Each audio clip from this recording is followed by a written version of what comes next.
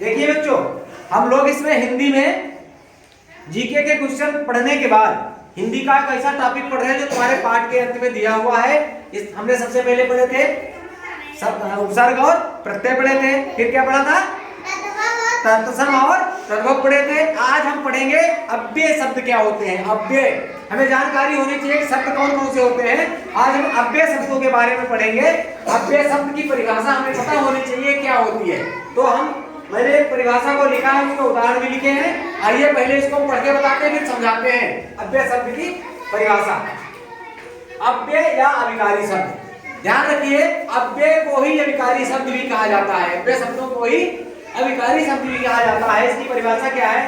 अव्यय शब्दों को अविकारी शब्द भी कहा जाता है। सभी लोग ध्यान रखेंगे, ये शब्द हर स्थिति में अपने मूल रूप में बने रहते हैं। पहले पढ़ लेते हैं फिर समझाते हैं। ये शब्द हर स्थिति में अपने मूल रूप में बने रहते हैं। दूसरे बने रहते हैं, इनमें लिंग, वचन, पुरुष अथवा कारक के कारण कोई परिवर्तन नहीं होता है। इन शब्दों के रूप में कोई परिवर्तन नहीं होता है, इसीलिए इन शब्दों को अव्यय शब्द कहा जाता है। क्या कहा जाता है? अव्यय शब्द कहा जाता है। आप समझिएगा, मैंने तुमको परिभाषा पढ़ के सुनाई। ऐसे शब्द हमारी भाषा में बहुत से ऐसे शब्द हैं जिनमें कोई परिवर्तन नहीं होता, न कारक का, न लिंग का, न वचन का।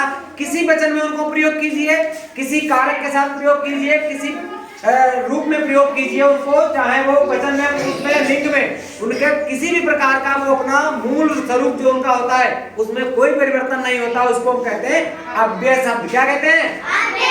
बहुत से शब्द होते हैं जो अपना, अगर तुमसे कोई एक शब्द में पूछे कि अव्यय शब्द की परिभाषा बताओ तो क्या बताओगे? ऐसे शब्द जो अपना मूल रूप परिवर्तित नहीं करते हैं या जिनका मूल रूप परिवर्तित नहीं होता है, उनको हम क्या कहते हैं? अव्यय शब्द कहते हैं। वो शब्द किसी के साथ प्रयोग किया, चाहे महिला के साथ, चाहे पुरुष के साथ, चाहे एक वचन में, चाहे बहुवचन में, क्या उनका रूप परिवर्तित होगा? नहीं होगा ना। इसीलिए उनको क्या कहते हैं? अव्यय शब्द कहते हैं। क्या कहते हैं?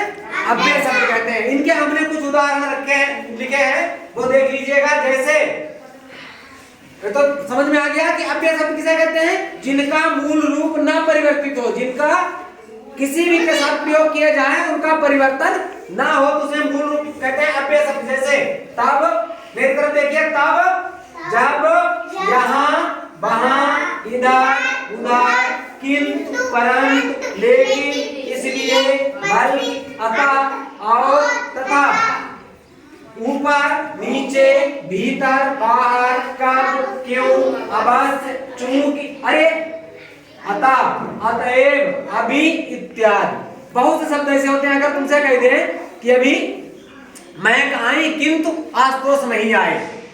अब ये भी ये कह दे कि आशुतोष आए किंतु महक नहीं आई, क्या किंतु में परिवर्तन हुआ?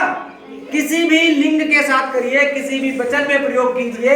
ऐसे कुछ शब्द होते हैं जो कभी नहीं बदलते, न अवश्य बदलेगा, न परंतु बदलेगा, न बाहर बदलेगा, न जब बदलेगा, न तब बदलेगा। इन्हीं शब्दों को हम अव्यय शब्द या अविकारी शब्द कहते हैं। सब क्या समझ में आया? एक लाइन में परिभाषा बता दोगे? एक लाइन में परिभाषा बता दोगे?